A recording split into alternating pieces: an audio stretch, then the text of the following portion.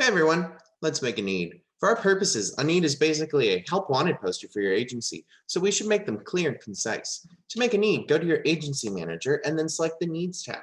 From there, select Add New Need. Once we are creating a new need, we can go ahead and fill out the basic information such as the title, description, duration, etc. If you need any clarification on what any of these categories mean or do, hover over the question mark for an in-depth explanation.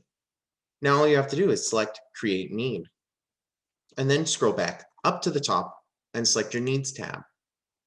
From there, we can now view our need. We can also manually add a response to a need if a volunteer is having a problem registering with a need.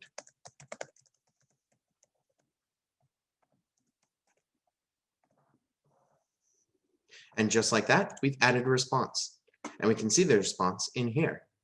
Make sure they're registered with the site already.